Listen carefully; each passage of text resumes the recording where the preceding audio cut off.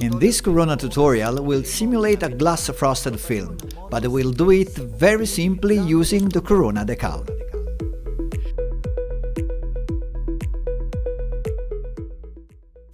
This surface is a semi-opaque film applied on one side of the glass, which affects both the transparency and the reflection of the surface. Indeed, through the glass it will always appear opaque, but the reflection changes depending on the side.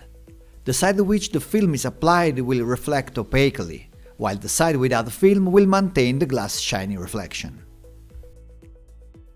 The most common method to apply different materials to a geometry is to create a sub-object material. To one side, we assign an opaque glass mixed with a shiny one and also perhaps mapped with a layered material, while the rest of the object is assigned to a regular glass. And here is the result. It's not such complicated structure, but what I want to show you now is simpler, but above all extremely flexible for testing and editing. Let's see how to use a Corona Decal.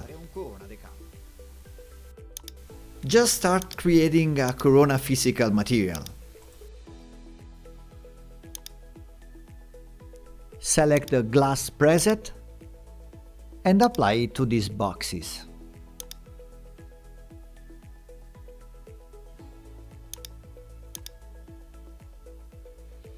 Now we create a decal object. I always advise you to enable auto grid so that the decal is correctly oriented on the surface.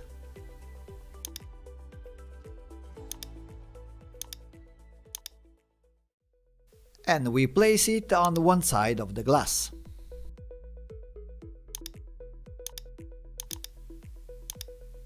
Then we create a new material that we set as glass frosted, and we apply it to the decal. Simply placing the decal on the glass will immediately achieve the desired result without having to create any special material. Now, from the roughness parameter, we can determine the level of glossy, and obviously we can easily move and modify the decal to experiment with different solutions. To simulate the fact that the film is applied to the front face, we position the decal on the camera side. In this way, both refraction and reflection are opaque, as the bright sphere shows us. If we move the decal on the other side, we'll still have opaque translucence, but with the shiny reflection.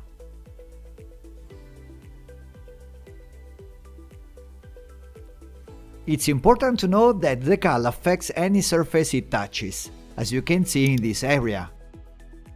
So to avoid this, we click on the Exclude button, then select Include and add only the glasses.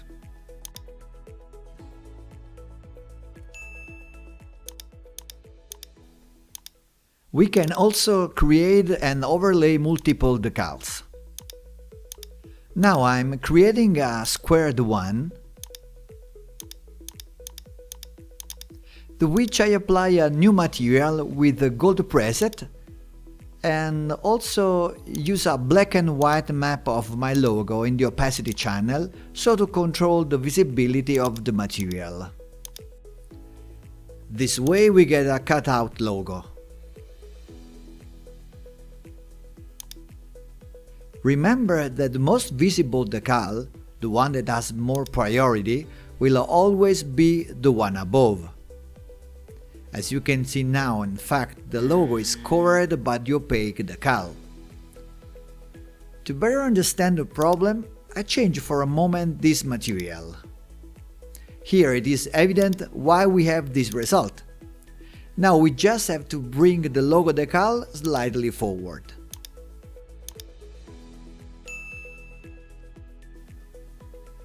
Obviously, we can also duplicate a decal, and this way adding other lines. This is not the most precise method, but on the other side, in a few clicks, we got a pretty nice preview. Or we can easily map the opacity channel in the glass frosted, easily getting more variations. Using the decal tool to simulate the films is very simple, but at the same time it is also the most logical and therefore the most realistic method, since it mimics how these surfaces are actually made. And don't forget to visit my official page if you want to know more about my teaching method. It's everything in the description. Ciao!